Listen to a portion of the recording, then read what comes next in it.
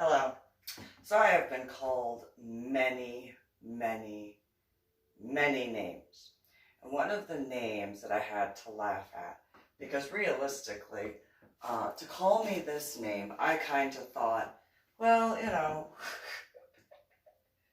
me? Me being called this name? Me? I think that's kind of difficult to call someone like me this name. And I got called this name in New Jersey. And albeit I was called this name by my biological parents before anybody else. So it's kind of difficult to, be upset by people in school that attempted to call me this name. And then, fast forwarding multiple individuals in church, usually ones that hung out with Amy, who called me this name. And then in St. John Vianney High School, I was called this name. It was very difficult for me to accept at all whatsoever. And then when I got to Illinois, I was called this name. And at that point was when I actually tried to understand, how could I be called this name? I mean, I don't know, it just seems really difficult to call me this name. And then, after joining the military and the head injury on Palm Sunday during basic training, and there was a brief period of time where I had not been called this name, at least to my face by that point. And then, well, in utero, I was called it once, which was difficult to understand. But anyway, after waking up from my head injury, coma, all that stuff, there were several years before I was ever called this name again. And it was just, what? And the first time I was called this name was by my biological sister. And I was just, huh? How do I get called this name? I don't understand how I get called this name. And it took me a while to remember that I was called this name before. It's just, I don't understand how I could ever be called this name. And then looking at after I did the math, I really cannot understand. So continuing on, before I tell you what the name is,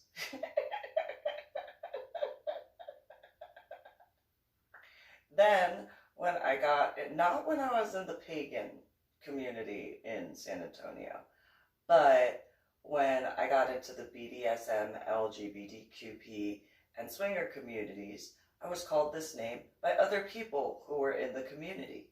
And I was just, huh?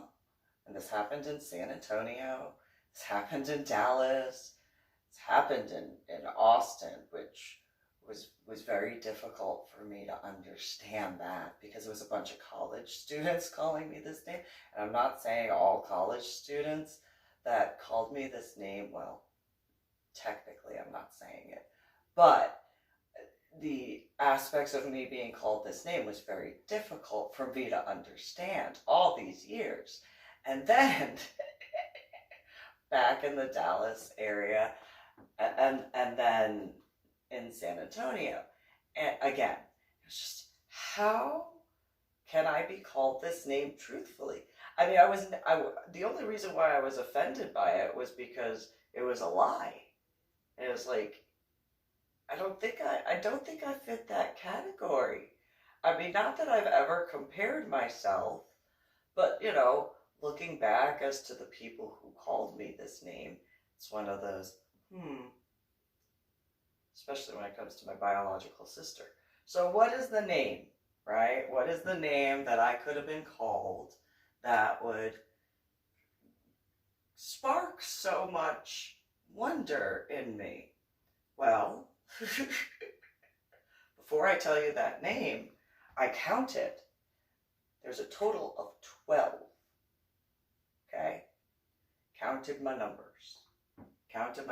I might have gotten it wrong when I had tried to do my numbers beforehand when I was in Washington State, but I had kept up fairly, you know, to make sure I understood those numbers. Now, I gotta also say, not only did my biological sister call me this name, but so did both of my ex-sisters-in-law.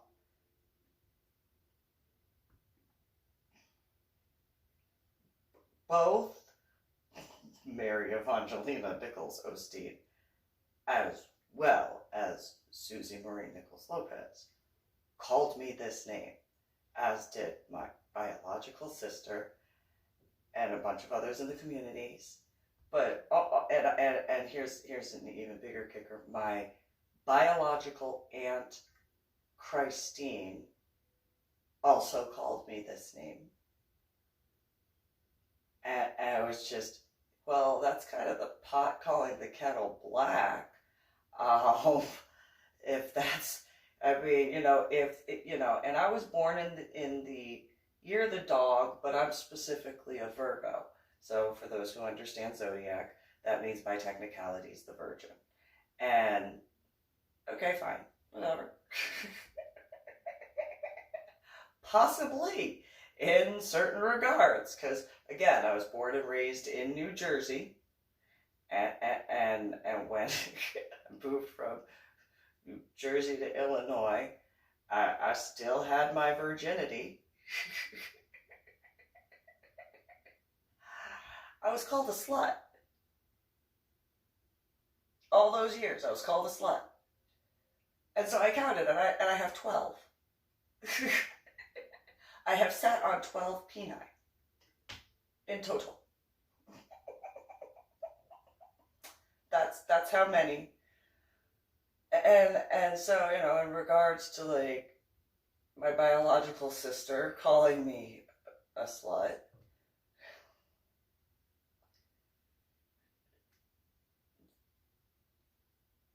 after they moved from Illinois, after she had, and nothing wrong with, whatever you enjoy if it's consensual and stuff like that. Just one of those, how do you call me a slut? Before you call me a slut, shouldn't you evaluate yourself in the mirror? Not trying to be rude, but I know my biological sister by that time had more than I have in total. And by that time, that was 2004 or 2003, so I had one, well, I gotta count, 2, 3, 5. I'd been with 5 people.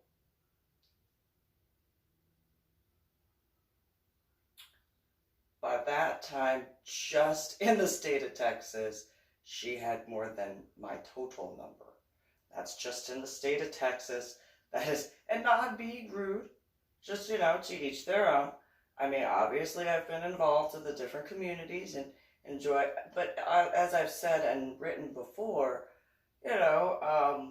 the lifestyle is for each individual, or, if you're able to be in a couple. I haven't had that as a always sort of thing. So, you go through the scene how you go through the scene. But I have been called a slut a whole bunch of times. And I've had the biggest difficulty understanding how I could be called a slut. Christine of the Jade Wolf called me a slut. And at that time, she had no idea what my number was. But I did ask her what her number was, and it was well above that number. And it was just one of those, I don't understand how you could call me a slut. I don't get it. I'm not trying to sound stupid. I just truly don't have the possibility to wrap my thoughts about how I could be called a slut. I can't.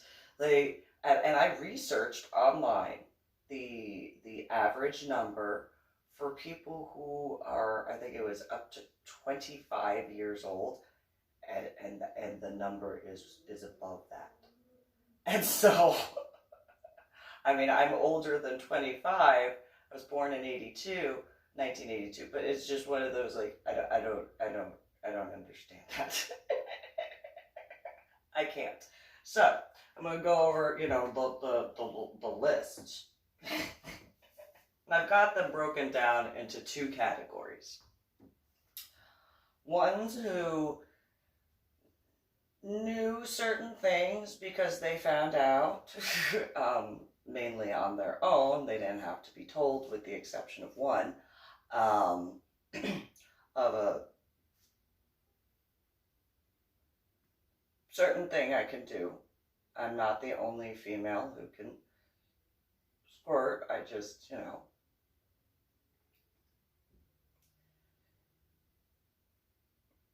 is what it is.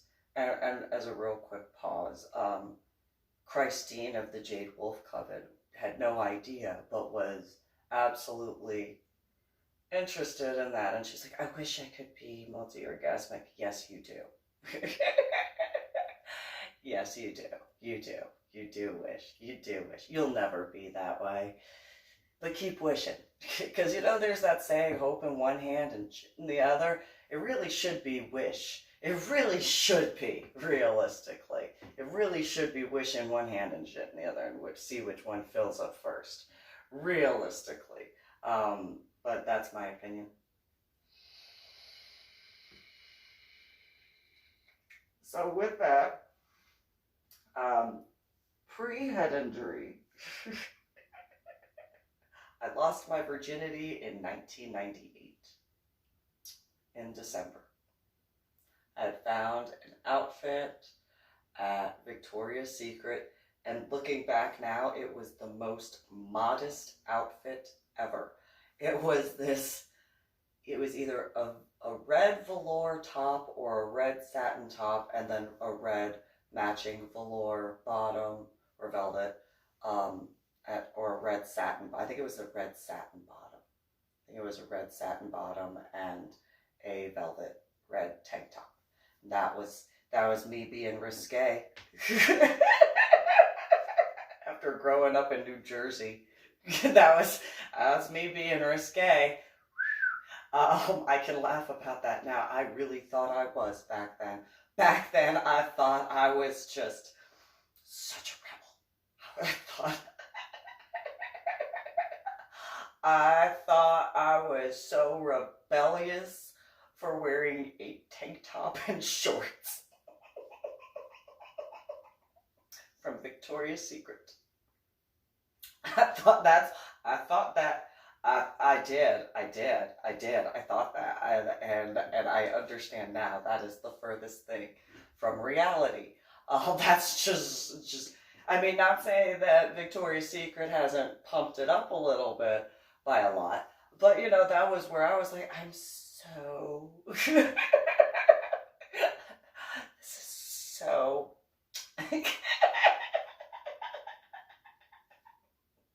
So I lost my virginity to this guy named Matt Dombow, which is odd because there is a photographer I worked with called Robert Dombowski, and then I'll get to another name, and if you kind of take the two combined, it's kind of a weird little thing. So Matt was in Prairie Ridge, and he was a senior about to graduate, or he did graduate when we met, or whatever it was. He went to the School of Gemology in California, and I had been introduced to him from Kimberly. Kimberly was on the JV squad dating some guy named Adam. And he found out instantaneously of a certain, that capability. He didn't last very long at all, whatsoever. It was very quick. But hey, that part, that was face to face. He found out, and he freaked out. He was just, and I was like, really? So then he wound up cheating on me, and is what it is on that. But Kimberly's boyfriend, Adam, at the time, I told her, hey, Matt might be his friend. I don't like him. I don't like Adam. I don't trust him. I don't trust him at all. And Kimberly, being his girlfriend, defended him. And I'm like, okay, well, to each their own. Whatever. But I don't trust him. And she was like, why not? And I'm like, I just think he's a liar. I think he's a liar, and I think he pretends way too much. By a lot. Well, fast forward after my head injury, and at some point in time, I know it was after 2003, I wound up remembering Kimberly. I can't remember what her last name was, but she had ginger red hair back in Crystal Lake South. And she sent me some pictures in the same beauty pageant for Crystal Lake South. Again, I shouldn't have been in that pageant. I shouldn't have, because I hadn't lived in Crystal Lake, Illinois for very long, that's why. And so, but I told people that. And Kimberly had said that Matt Dombrow had died in a car accident in California. She said that he had gone to the School of Gemology, and he had rolled his Jeep, and the Jeep landed on him. And I was just like, oh, well, that sucks. At least it was quick, right? And she goes, yeah, it was quick. I'm like, okay, well, yeah, if you get rolled on by a Jeep, yes. Only a quick one. I mean, depending how the Jeep rolls on you, but yeah. And so, it was one of those. But that was much later that I found that out. So that was back in December of 1998 when I lost my virginity. Now, my next was, where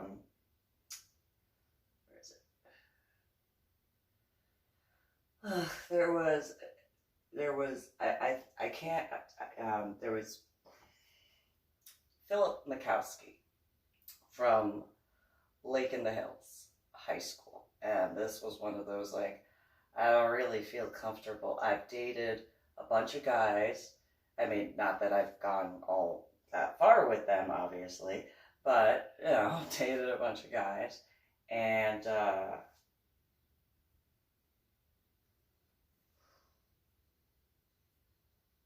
I'm not really comfortable with dating a younger guy. That's the one that I met with Christina, who had liked his friend, and then I was honest with his friend and said that I actually was interested in him instead of Philip, but then whatever. And so it was weird. It's a very weird situation. I'm not the only one who's had weird situations, but I bought, we were together for a while, and he was getting into baseball, so I got a baseball bat. And I found, like, this aluminum bat, and then he was upset because I didn't know what type I should have gotten. And I looked at him, I'm like, I'm not the one who's playing baseball. I thought it was nice enough for me to, like, get you a baseball bat since you're playing. But you know what? If you're going to throw a temper tantrum, I don't have patience for that. Like, I really don't. If you're not going to be grateful at the fact that I even attempted to get that for you for your birthday, I don't care. I don't care. And we were already like, and it was just, I don't care. I don't care. No, you are not going to belittle me because I didn't get the right baseball bat. I'm not your mom. I'm not your dad. I did something nice for your birthday and you want to belittle me and berate me? I don't think so. And then afterwards, that was when he brought up, well, I think his friend's name was Chris or something. And I was just like, yeah, well, he's better looking than you. I'm not going to deny that, but if you're going to be upset at the fact that I found him to be more attractive than you initially, and especially right now, Because I would guesstimate you probably wouldn't throw a temper tantrum the way you are right now at the fact that I at least attempted.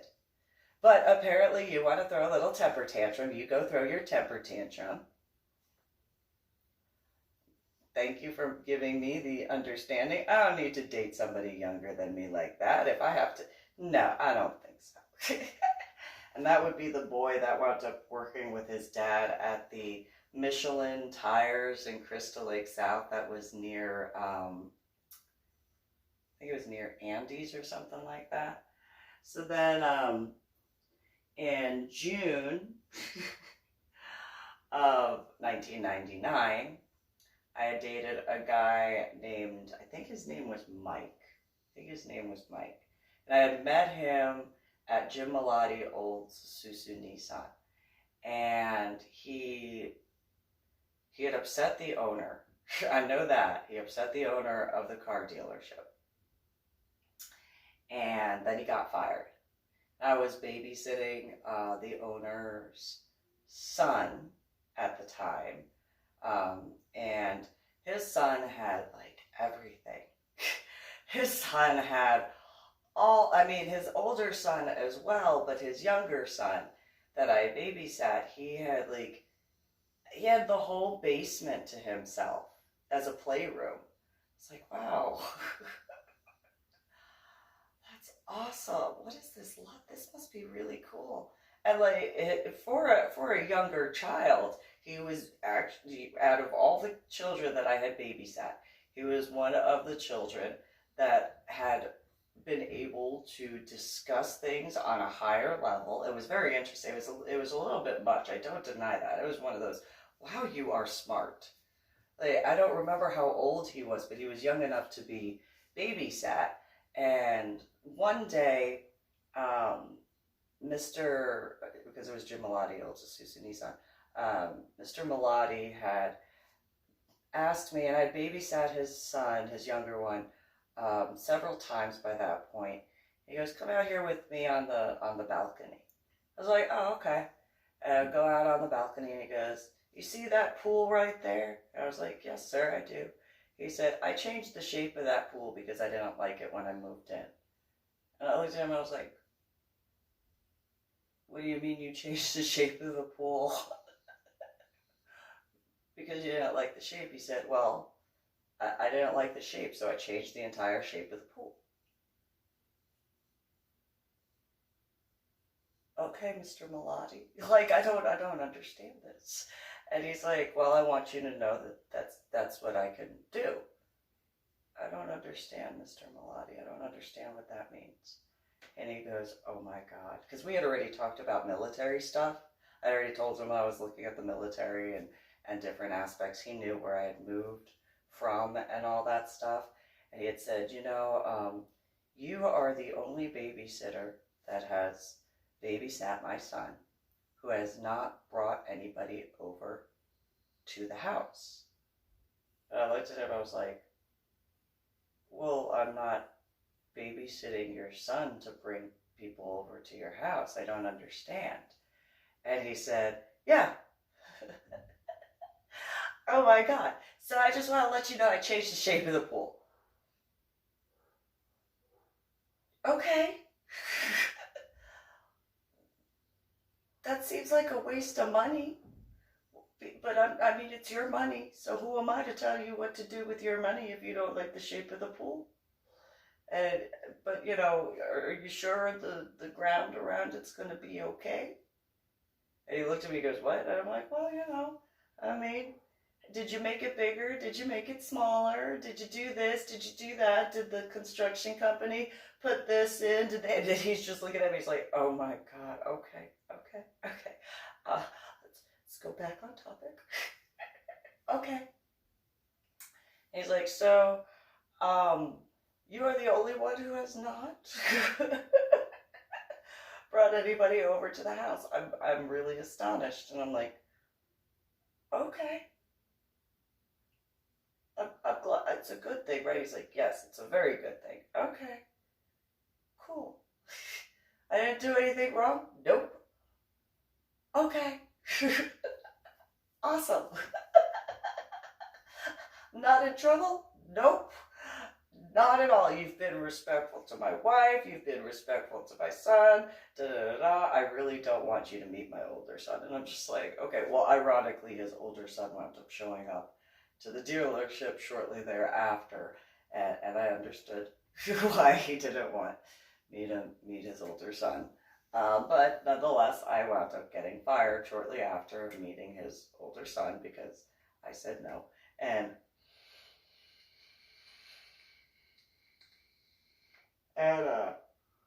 whatchamacallit, but I had dated the guy named Mike, who had gotten fired, and I had lent him $250.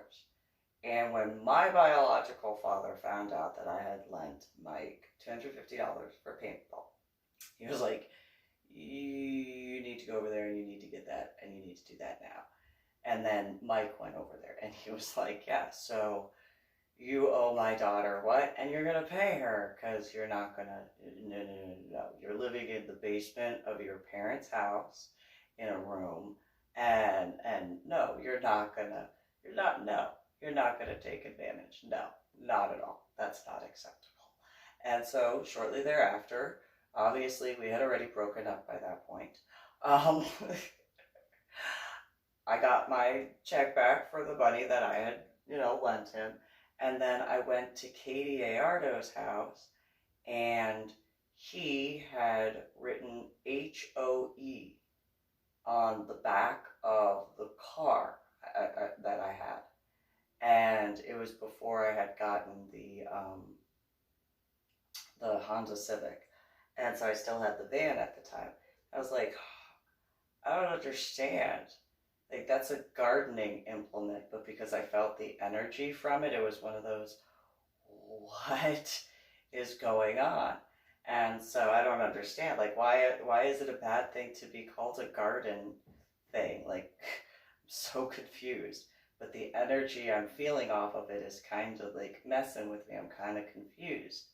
And so Katie Ayardo, her and Tommy, that issue is what it is there. But yeah, so between those three, it was just one of those, okay, I have rules.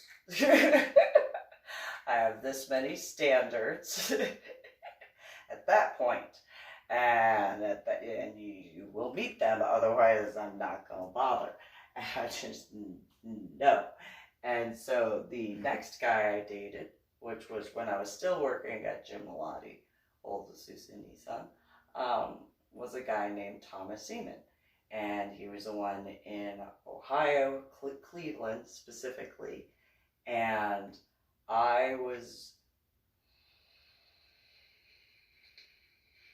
that is the only guy before my head injury that I actually had thought about, like, marriage and stuff, like all that girly stuff. Despite the fact I was going in the military, despite the fact I was going to do all this sort of stuff, it was one of those, I was the only guy that I was actually interested in that sort of permanency. And is what it is when what happened at this part. I still don't know what it is, but it is. So going on, and all this time I'm being, from New Jersey, despite the fact of having been a virgin, got called a slut.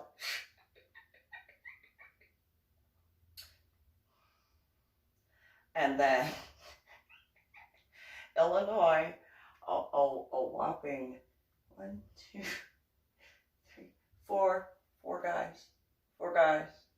And I was called a slut by a whole bunch of females from Crystal Lake South. And it was very difficult for me not to laugh in their faces. And then it was, well, you go on dates with a whole bunch of, yeah, but I don't sleep with them.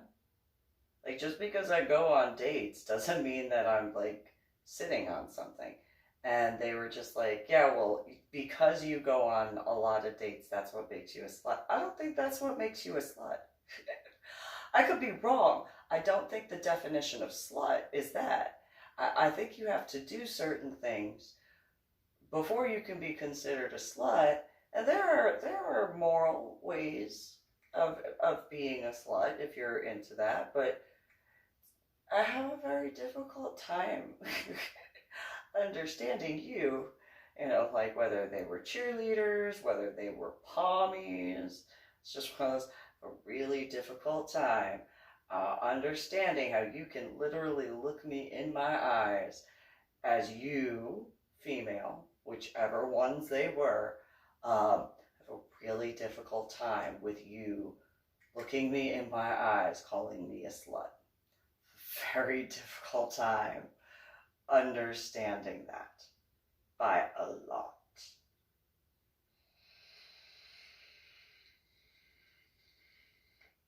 By a lot. So then, you know, after my head injury, I mean, I was married. You know, he's dead now, but I had 2 children, so obviously some stuff happened. And I mean, I don't know if that technically counts being married, but I did put that in there because, you know, obviously that occurred. Half the time, more than half the time, was not necessarily consensual, but that is what that is. So, you know, but nonetheless, by technicalities. Then in 2006, that one I don't know if I really should count because I didn't want to be involved with him at all whatsoever, but I technically have to. And that's Cactus Jack, also known as Jeffrey Kirkendall Jr., but by technicalities. And then in 2009, see how like I have a personal issue understanding how I'm a slut. But in 2009, I dated a guy in scuba diving, and then, you know, the issue with him not believing me that I landed at the bottom of the ocean next to the Vandenberg, despite the fact that I reminded him that we landed at the bottom of the ocean when in Cozumel, and he tried telling me that wasn't as deep. And I said, yes, you're correct. It's not nearly as deep as where the Vandenberg is, but it's still the bottom of the ocean. We still drove out from Cozumel to the other side of the island, and after we got to the other side of the island, the boat drove out for like an hour, hour and a half. That was a speedboat. So, you know, it was kind of deep out there. I mean, you know, just throw that. No, it wasn't as deep. You're right, it wasn't as deep as where the Vandenberg is. The Vandenberg is in the Matthias Abyss. I mean, I know that now, but nonetheless, it's still the truth. So, you know, that doesn't change that fact. So if you don't want to accept that fact, then, you know, that's on you to deal with, and you can deal with that problem, not me. Because I know how deep we were when we were out there. And you don't want to pay attention to that reality that if it wasn't for me, you and the rest of the others would not have survived. You would not have been able to drop down. You would not have been able to breathe through your regulators. You would not have been able to surface, not even taking into consideration some of the animals that were in the vicinity. And that was part of the argument. I realized. But yeah, he didn't want to accept that. He didn't want to accept that the last time I saw him in 2019 either. And it was just one of those, well, good morning, Mary Sunshine. You know that's the truth, because if you were to drop down with your regular scuba diving equipment in this day and age where we dropped down back then, only 10, 11 years ago now, you would not surface from where we were at. You wouldn't be able to breathe after a certain level. Just saying. Not to try to sound all mean, just reality. Not forgetting that poofy fish he caught. So then after that, there was the guy who I was engaged to twice. he wound up finding that out on his own. So did Thomas. He found out on his own. He was quite happy to find that out on his own, and both of them were quite happy to find that out on their own. The scuba one only found out in 2019, which probably was because he didn't want to acknowledge that he read books, and I'm kind of offended extremely by such. So there is that, because that's technically a lie, not telling me that truth.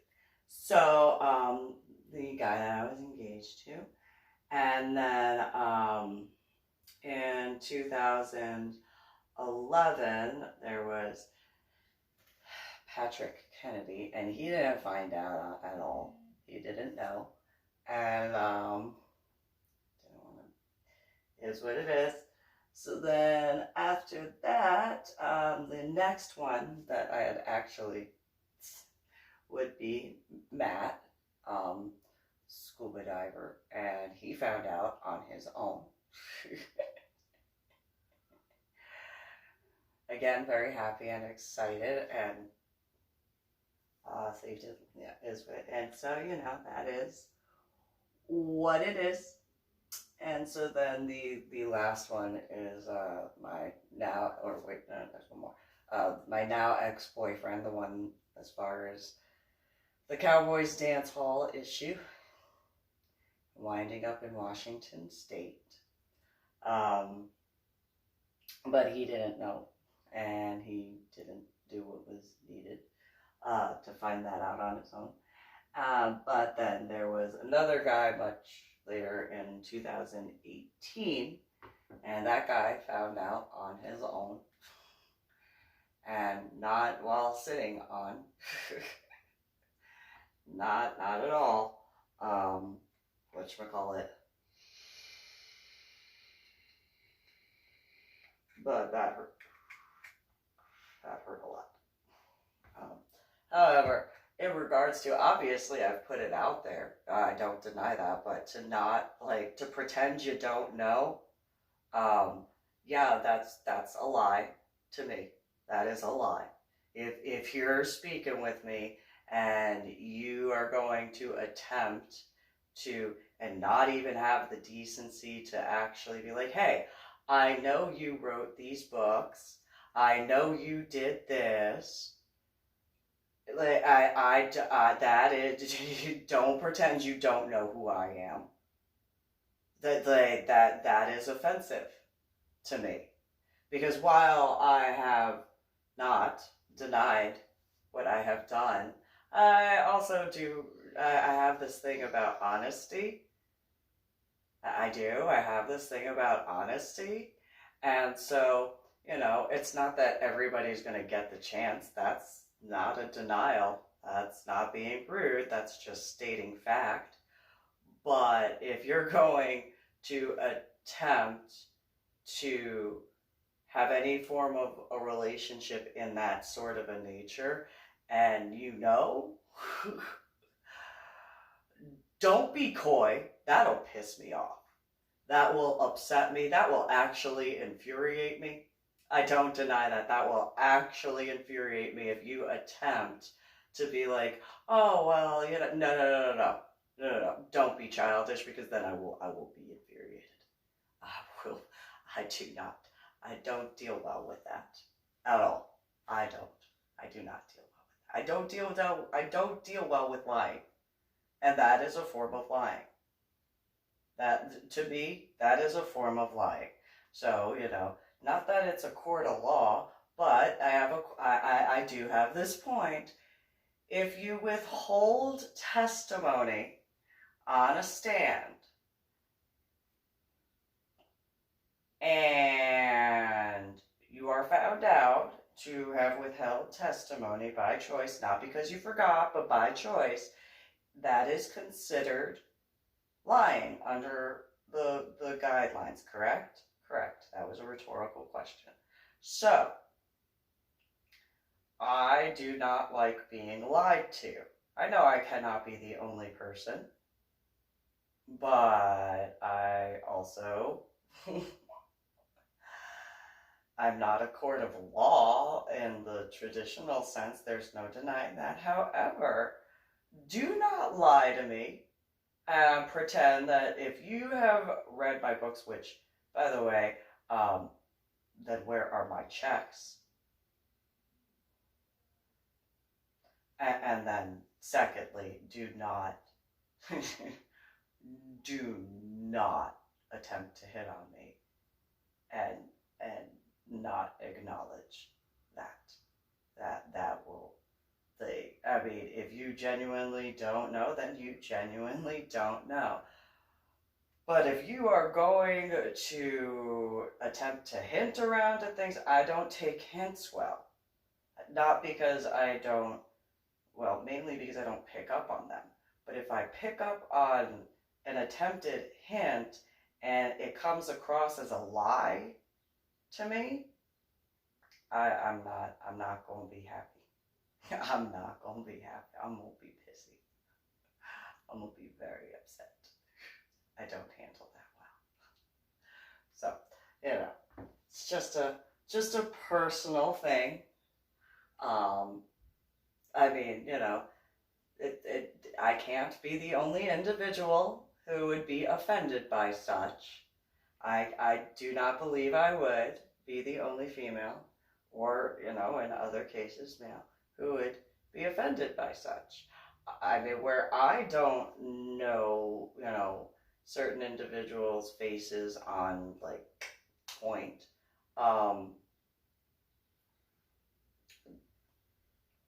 if you have looked at my modeling, don't pretend. Do not pretend. That's offensive. That is offensive to me.